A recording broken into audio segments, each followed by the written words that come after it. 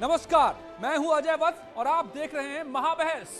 ओवैसी जब भी मुंह खोलते हैं आग उगलते हैं और इसलिए तो भड़काऊ भाईजान कहे जाते हैं। इन दिनों यूपी में अपनी जमीन तलाश रहे हैं और इस क्रम में ओवैसी बार बार ऐसा ही कर रहे हैं। बाराबंकी में फिर यही काम किया है। कहा है कि कृषि कानून की तरह अगर CAA और NRC NPR वापस नहीं हुए, अगर इन्हें लाया गया, लागू किया गया तो बाराबंकी नहीं यूपी की सड़कों को शाहीन बाग बना देंगे।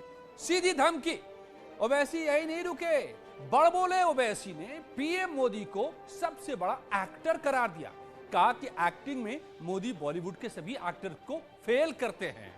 पर सवाल तो यह है कि अपनी सियासत चमकाने के लिए ओवैसी किस हद तक जाएंगे? क्या चुनावी फायदे के लिए भड़काऊ भाईजान हिंदू मुसलमान को लड़ाएंगे? क्या चुनावी मैदान में CAA और NRC के मुद्दे लाएंगे? क्या वोट के लिए ओवैसी नफरत का खेल खेलेंगे? आज महाबहस इसी पर।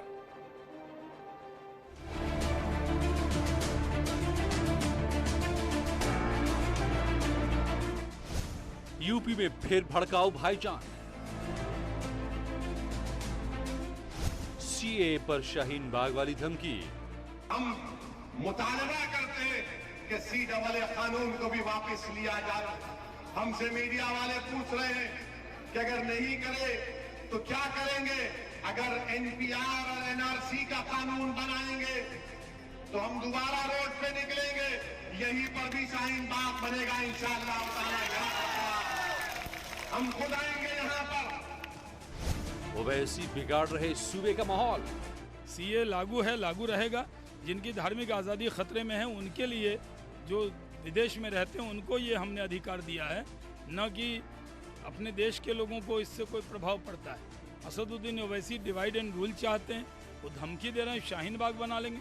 वो घर में बना ले शाहीन बाग, क्या फर्क पड़ता है? बीजेपी के हाथ का खिलौना है ओवैसी। असदुद्दीन ओवैसी जहाँ के रहने वाले हैं, तेलंगाना के अंदर तो वो 6 सीटें लड़ते हैं, उत्तर प्रदेश में 100 सीटें लड़ेंगे। ओवैसी साहब भारतीय जनता पार्टी के हाथ का खिलौना है। जैसा भारतीय जनता पार्टी चाहेगी ऐसा वो करेंगे। वही काम उन्होंने बिहार में किया है, वही काम उन्होंने बंगाल के अंदर किया है, लेकिन उत्तर प्रदेश के अंदर उनकी दाल गलने वाली नहीं है। ओवैसी बीजेपी के चचा जान। अरे उनका चाचा है भाई, ये तो चाचा भतीजाओं की पार्टी है, अपना कह दे वो कर लेंगे। ओवैसी तो बीजेपी का चाचा है। ओवैसी के साथ समाजवादी पार्टी। केंद्र सरकार को ऐसा कोई बिल नहीं बनाना चाहिए जिससे कि हिंदुस्तान के जनता को परेशानी होती हो। हिंदू मुस्लिम को लड़ाएंगे ओवैसी। यहीं पर भी शाहीन बाग बनेगा इंशाअल्लाह। बीजेपी प्रवक्ता अनिला सिंह मेरे साथ जुड़ी हुई हैं, अभिषेक सोम राजनीतिक विश्लेषक जुड़े हैं, सैफ अली खान कांग्रेस के नेता, मौलाना पीर अली कादरी धर्मगुरु, रजनीश वत्स राजनीतिक विश्लेषक मेरे साथ जुड़े हैं। आप सभी का बहुत बहुत स्वागत है। अनिला सिंह जी, सबसे पहले तो आप ही ये साफ कर दीजिए, फिर एक बार CAA, NPR, NRC के मुद्दे चुनाव में उठेंगे क्या? और वरना लखनऊ की सड़कें शाहीन बाग बनेंगी। खुली धमकी ओवैसी की। नहीं, जी अजय, मेरी राम राम सबको। और जो बादल गरजते हैं ना वो बरसते नहीं, तो ये केवल बोल रहे हैं क्योंकि अपने आप को पूरे भारत का ये मुस्लिम चेहरा बनाना चाहते हैं। और जितनी कड़वी बात ये हिंदुओं के लिए बोलेंगे उतनी ही इनको कहीं ना कहीं लगता है कि इनको पॉपुलैरिटी मिलेगी। ये भूल जाते हैं कि इस भारत में जो मुसलमान रह गए थे पार्टीशन के बाद, वो बाई चॉइस रहे थे। तो ये अगर सोच रहे हैं कि कड़वाहट घोल कर ये अपनी राजनीति को चमका पाएंगे, तो अभी तक क्यों नहीं चमका पाए? जहां से ये आते हैं वहां पर अपनी राजनीति क्यों नहीं सिद्ध कर पाए? उत्तर प्रदेश में ये पैर पसारने का प्रयास कर रहे हैं। ठीक है, कोई इनको कहता है कि ये चाचा भतीजे की जोड़ी है, भारतीय जनता पार्टी और ओवैसी को लेकर। खासतौर से समाजवादी पार्टी वाले अगर ये बोलते हैं चाचा भतीजे की जोड़ी, मुझे तो चाचा भतीजे की जगह मुझे लगता है ओवैसी और अखिलेश यादव जी का जो स्टेप ब्रदरली बिहेवियर लगता है। मुझे तो सौतेले भाइयों जैसे इनका बिहेवियर लगता है। यहाँ पे समाजवादी पार्टी की सीटें कम करने के लिए ओवैसी साहब आ रहे हैं, वो अपने आप को बड़ा मुसलमान चेहरा दिखाना चाहते हैं। अखिलेश यादव जी ये नहीं, दिखाना सवाल चाहते तो हैं ये कि है मुसलमानों सबसे बड़े हिमायती मैं हूँ, तो जी। ये ओवैसी कौन होता है? तो ये अनिला तो जी, चोर चोर मौसेरे भाई है ना, दोनों के दोनों। ओके अनिला जी, क्या यूपी की सड़कें शाहीन बाग बनेंगी क्या? मौलाना पीर अली कादरी वहीं से आते हैं जहां से ओवैसी साहब आते हैं, उसी इलाके से। मौलाना साहब, तो क्या ये नफरत के बल पर सियासी जमीन हथियाएंगे ओवैसी? शाहीन बाग बनाएंगे लखनऊ को और यूपी की सड़कों को? देखिए साहब, सबसे पहली बात तो यह है कि सीए एनआरसी की जहां तक के बात है, तो सबसे पहले मैं आपको ये कहना चाहूंगा कि ये गैर संवैधानिक कानून है, ये अनकॉन्स्टिट्यूशनल लॉ है। हमारे संविधान में ऐसे कानून की कोई भी जगह नहीं है। सबसे पहली बात तो मैं ये कहूंगा। कैसे? अब आपने कहा कि ओवैसी साहब, तो ओवैसी साहब तेलंगाना में अच्छी राजनीति करते हैं और उनका यहाँ पर असल रसूख है। कई जो है जगहों पर वो कामयाबी हासिल करते हैं और हर एक सियासी पार्टी को हक है कि वो अपने देश में कहीं से भी चुनाव लड़ सकते हैं, तो वो अपनी पार्टी का वजूद नफरत के दम पर। नफरत का होगी साहब, इसलिए तो पहले क्लियर किया ना कि CA NRC it's a totally unconstitutional law, ये गैर संविधानिक। नहीं, आपको ये मोहब्बत का पैगाम लग रहा है क्या ओवैसी साहब दे रहे हैं बाराबंकी से?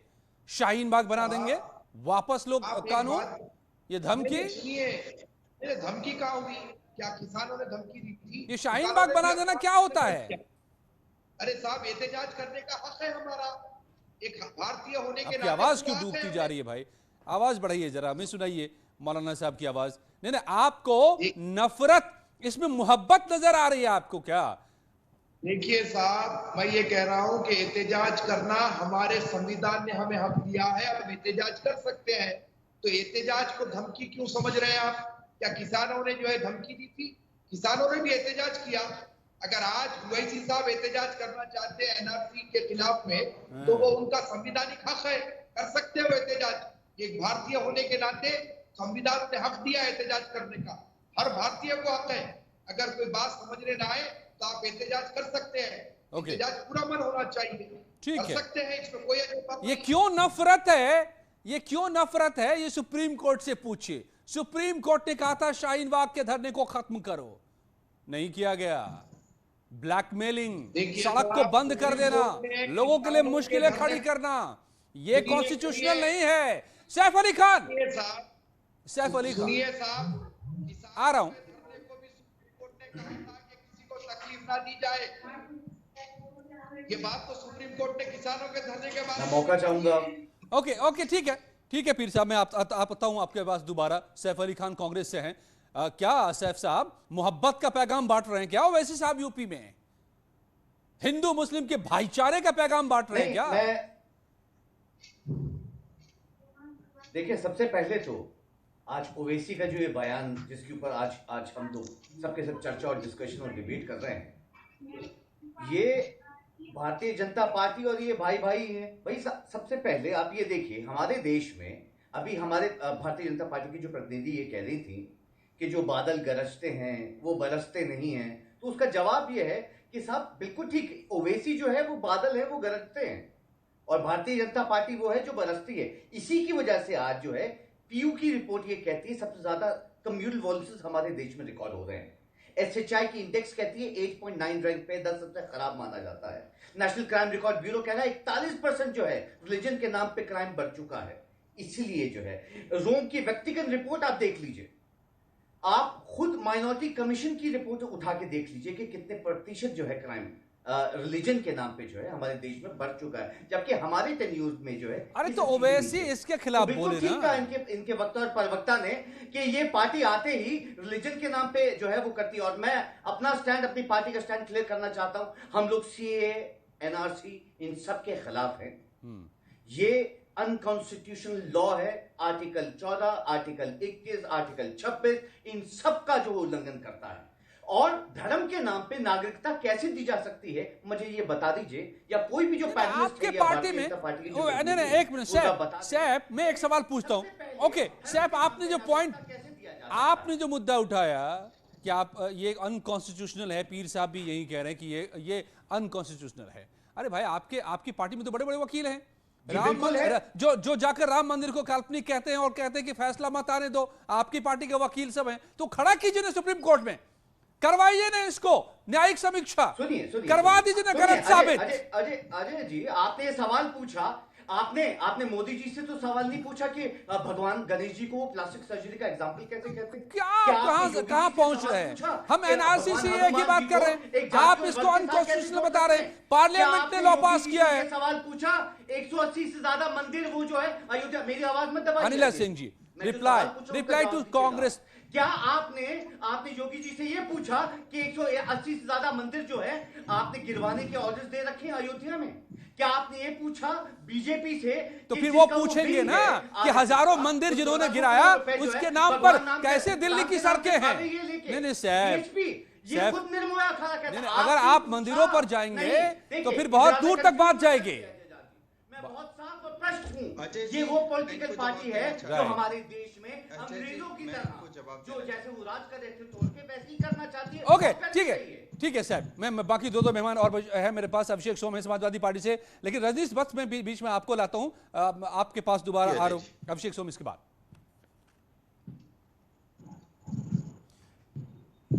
राइट, रजनीश जी बताइए आप, ये ओवैसी साहब कौन सा खेल खेल रहे हैं? ये क्या हो रहा है?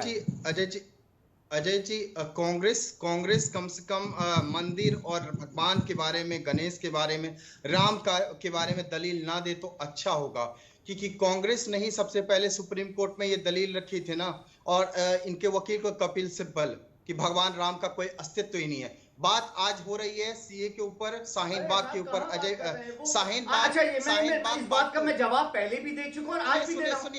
सुनिए, आप सैफ अली खान, मैंने आपको इंटरप्ट नहीं किया है ना, मैंने आपके ऊपर इंटरप्ट नहीं किया, तो आप बीच में ना बोले। सुन लीजिए सैफ, आपकी बात सुन रहे थे ना, आपकी बात मैं सुन रहा था। अब आप रजनीश को सुन लीजिए, फिर आप बोलिए। मैं तो कहता हूं कि अगर आप ये समर्थन देंगे कि साइंस को बंद करा दीजिए, क्योंकि कोई रिलीजन नहीं मानती है, कोई एक साइंटिफिक जवाब था, उसको रिपीट करके कांग्रेस के ऊपर बात मत रखिए, और शर्म आनी चाहिए आपको।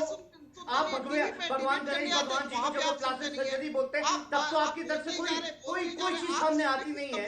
आप जैसे पप्पू और डप्पू जो है वो मिलके पार्टियों को, अरे सुनेंगे कुछ, सैफ अपनी बोलते रहेंगे कि औरों की भी सुनेंगे? Please only Rajneesh Vats, please continue and complete. Ajay ji, मैं बात इसलिए रखना चाह रहा था, सैफ अली खान ने कोट किया था भगवान राम के बारे में, गणेश के बारे में, मंदिर के बारे में। यहाँ पे बात हो रही है ओवैसी के बिगड़े बोल, और ओवैसी का तो इतिहास ही रहा है, जब से बना है ये 1927 में इनकी जो पार्टी बनी है, ऑल इंडिया मजलिस इत्तेहादुल मुस्लिमीन, ये तो पार्टी का इनका नाम है। ये सिर्फ और सिर्फ मुस्लिम अपीचमेंट का कार्ड खेलते हैं, लेकिन मुस्लिमों के बारे में, उनके विकास के बारे में, उनके रोजगार के बारे में, उनके शिक्षा के बारे में कभी इन्होंने नहीं सोचा। सबसे पहले देखिए 700 साल का इतिहास, इनको क्या कहते हैं? ओवैसी का कहना है कि 700 साल तक हमने राज किया है, 15 मिनट पुलिस हटा दो, उसके बाद हम हैदराबाद में दिखा देंगे। लाल किला किसका है? जहां पे लाल किला के प्रधानमंत्री 26 जनवरी को झंडा फहराने जाते हैं, वहां पे एक कहते हैं लाल किला हमारा है। तो जहरीले बोल इनकी प्रवृत्ति है, जहरीले, इसीलिए तो हम कहते हैं भड़काऊ भाईजान। यस रजनीश वत्स, इसीलिए रजनीश भाईजान, आप देखें कि यहाँ पे जब बिहार में गए मात्र 5 सीट आई, उसके बाद हर जगह जाकर अभिषेक सोम की बारी, वो अभी तक बोल भी नहीं पाए। आप लोग थोड़ा सा शांत हो जाइए। अभिषेक सोम, आपको जिन्ना की याद आ रही है, आपको जिन्ना याद आ रहे हैं, और ओवैसी को सीए एनआरसी की याद आ रही है। क्या इरादा है आप लोगों का? क्या आप लोग मिलके कर रहे हैं ये खेल? देखिए अजय जी, मुझे तो लगता है और देश की जनता जानती है कि भारतीय जनता पार्टी में और ओवैसी साहब में बहुत बड़ी कोई डील हुई है, इसीलिए वो शाहीन बाग को उत्तर प्रदेश में लाना चाहते हैं, वो ध्रुवीकरण कराना चाहते हैं। और उत्तर प्रदेश का चाहे मुसलमान हो, हिंदू हो, सिख हो, ईसाई हो, वो भाजपा को भी जान चुका है और वो ओवैसी को भी जानता है। ये लोग दंगा कराने वाले लोग हैं, दंगाई हैं, जनता समझ चुकी है। इनके द्वारा कोई विकास कार्य नहीं होगा।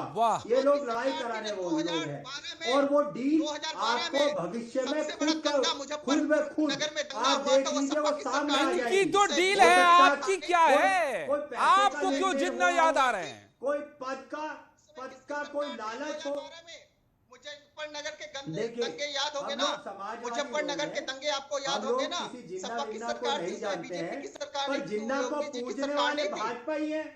खुद लाल कृष्ण आडवाणी जी को बड़ा दुख था, जिन्ना जी को याद करते थे। तो हम लोग तो केवल ये कह देना चाहते हैं और हमारा एजेंडा क्लियर है। ये ओवैसी साहब और भारतीय जनता पार्टी की पता नहीं कौन सी डील है, क्या लेन देन तय हुआ है, एक एक लाल कृष्ण आडवाणी जी जो पाकिस्तान में जाके कहते थे जिन्ना का भ्रष्टाचार के साथ इनकी डील हुई है। आज देखिए गुंडागर्दी के है ना, उनके लिए नहीं कहेंगे। ऑर्डर के नाम की कोई चीज नहीं है। लॉ एंड ऑर्डर सिर्फ भैंस खोजने में लगी रहती थी। क्या आप उनको अपोज करते हैं? सारे यूपी के पुलिस एक एक करके बोलिए। Saif Ali Khan, Ravneesh Vats please hold on one by one please. ऐसे समझ में नहीं आती है बात। ये मछली बाजार नहीं है, ये हम बहुत ही अहम मुद्दे पर डिबेट कर रहे हैं। चुनाव के मैदान में नफरत के दम पर वोट लेने की कोशिश हो रही है, लड़ाने की कोशिश हो रही है, हम उसके खिलाफ डिबेट कर रहे हैं। So please be little serious and sincere. Okay, ठीक है। मैं पीर अली कादी, मैं आपके पास आता हूं, लेकिन अनिला सिंह आपका एक जवाब बनता है कि आपके हाथ का खिलौना है ओवैसी, इसलिए एनआरसी, इसलिए सीएए, इसलिए नफरत का खेल। नहीं, देखिए ऐसा है कि समाजवादी पार्टी कहीं हारती हुई दिखाई देती है मुझे, तभी मैंने कहा चोर चोर मौसरे भाई कह लीजिए, या फिर ये कह लीजिए कि दोनों की मंशा एक है पर हैं सौतेले भाई, क्योंकि एक दूसरे का ही नुकसान पहुंचाने में ये लगे हुए हैं। दोनों ही अपने आप को सबसे बड़े हिमायती बताते हैं मुसलमानों के मेरे प्रदेश में। पर इन दोनों को एक चीज तो समझ में आती, दोनों को एक चीज बहुत स्पष्ट समझ में आती है, भगवा की ताकत। ये जो मुख्यमंत्री है ना, जो भगवाधारी है, इन भगवाधारी मुख्यमंत्री से दोनों के दोनों बहुत डरते हैं, बहुत ज्यादा डरते हैं। क्योंकि हमारे मुख्यमंत्री जी ने कह दिया कि भाई ठीक है, आपको संविधान अधिकार देता है, एजिटेशन, विरोध, ये सब जो भी करना है करो, पर अगर कानून अपने हाथ में लिया तो, अगर प्राइवेट पब्लिक प्रॉपर्टी को नुकसान पहुंचाया तो तुम्हारे घर में से घुसकर खाम में आ जाओ, ले लिया जाएगा। उससे बेहद डरते हैं ये लोग। तो चाहे वो ओवैसी हो, चाहे अखिलेश यादव जी हो, भगवा की ताकत को जानते हैं और भगवा की ताकत के सामने घुटने टिके हुए हैं लोगों के। मौलाना पीर अली काजी, आपने माना, ये डर है, लोगों ने माना, आप ढोंगी हैं साहब, ये डर है कि नफरत को लाया जा रहा है। डर का मुकाबला नफरत से। देखिए साहब, पहली बात तो मैं आपको बात बड़े ही स्पष्ट रूप से ये कहना चाहूंगा कि मैं कोई एमआईएम का प्रवक्ता नहीं हूँ जो आप ओवैसी साहब के बारे में मुझसे सवाल करें। एक जनरल बात है, इसलिए मैं आपको कह रहा हूँ कि आज जो बीजेपी सत्ता में है, सेंटर गवर्नमेंट जो आज बीजेपी बनाई है, इसके मेन जो जिम्मेदार है वो हमारी अपनी रीजनल पार्टीज और कांग्रेस है। अगर इनको बीजेपी को हकीकी माना में हराना होता तो सारा विपक्ष एकजुट हो जाता, लेकिन मुझे ऐसे मालूम होता है कि इनका अंदरूनी कुछ गठबंधन बीजेपी से हुआ है, तभी तो कांग्रेस और समाजवादी भी एक दूसरे के मुखालिफत में आप भी तो वही सियासी फिरकी फेंकने लगे, सेक्युलर आप भी सियासी फिरकी लेने लगे। अरे मौलाना साहब, नहीं, ओवैसी साहब अपने आप को आपको इसलिए बुलाकर आपसे बात कर रहे हैं इसलिए क्योंकि वो मुस्लिम का नुमाइंदा कहते हैं। वो कहते हैं देश भर में हम ही हैं मुस्लिमों के रहनुमा। नहीं, ओवैसी साहब दावा करते हैं कि यूपी के मुसलमान हो हम है रहनुमा, बिहार के मुसलमान हो हम है रहनुमा। जो फैक्ट है वो है, आज अगर मुसलमानों की और दलील की कोई बात उठाता है तो वो एक ही आवाज है, असदुद्दीन ओवैसी, और कोई भी मुसलमानों की दलील की बात नहीं उठाता है। इनके साथ नाइंसाफी होती आई है। आज अजय जी, किसने की नाइंसाफी, किसने की नाइंसाफी, ये भी तो बताइए। अरे साहब, क्या नहीं हो रहा है ये बताइए, क्या नहीं हो रहा है? ये सीए क्या है, फिर ये क्या कानून है? ये हमारे तो मतलब उसके पहले नहीं, सीए तो आज आया है। सच्चर कमेटी की रिपोर्ट तो 10 को पहले आ गए थे। नाइंसाफी कब से हुई, किस किसने की? जवाब सैफ अली देंगे क्या? कांग्रेस देगी क्या? सीए से तो हिंदुस्तानी मुसलमानों का कोई लेना देना नहीं है। अरे साहब, सीए के नाम पर तो हर एक को सताने की आपकी रणनीति है। हर मुसलमान को सताएंगे। अरे सताते हैं पाकिस्तान में हिंदुओं को, जिनके लिए सीए है। आपको इससे परेशानी है। ओवैसी आज सामने रख रहे हैं। ओके, किस लिए रख रहे हैं? टाइम किसका विरोध कर रही है? कहाँ का विरोध है? सीए एनआरसी का मतलब क्या है कि आप मुसलमानों का विरोध कर रहे हैं कहीं ना कहीं। आप बताइए, जो मुसलमान जो घुसपैठिए हैं बांग्लादेश से जो आएंगे या पाकिस्तान से जो घुसपैठिए, क्या उनका विरोध नहीं होना चाहिए? ठीक है, अब सैफ अली एक छोटा सा जवाब आपका इस पर।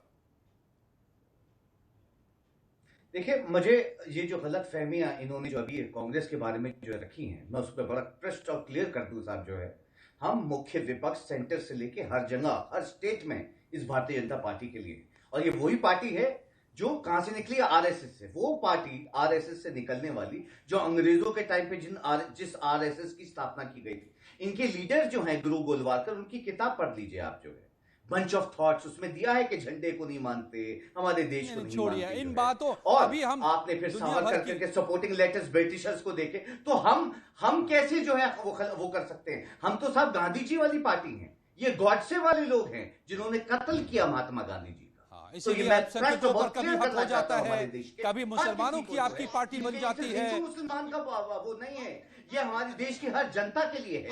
अरे साहब छोड़िए, अब वक्त नहीं है मेरे पास। 140 मिलियन लोगों को बिलो पावर्टी लाइन से ऊपर लेके आए साहब, जिसमें हिंदू, मुसलमान, सिख, ईसाई सब भाई भाई जो है। थैंक यू सो मच, आप सबका बहुत बहुत शुक्रिया। पता नहीं ये कितने कौन किसके हैं, हिंदू और मुसलमान की बात करते हैं, लेकिन इतना तय है कि इनको वोट चाहिए। उसके लिए चाहे नफरत करनी पड़े तो ये करेंगे, तो जरा बच के रहिए। और आज हमने सोशल नेटवर्किंग साइट कू पर लोगों से सवाल पूछा था कि क्या ओवैसी ध्रुवीकरण की सियासत कर रहे हैं। एक दर्शक संजय का कहना है कि ओवैसी की राजनीति काम नहीं करेगी। और यहां कुछ ही पलों में जारी है खबरों का सिलसिला।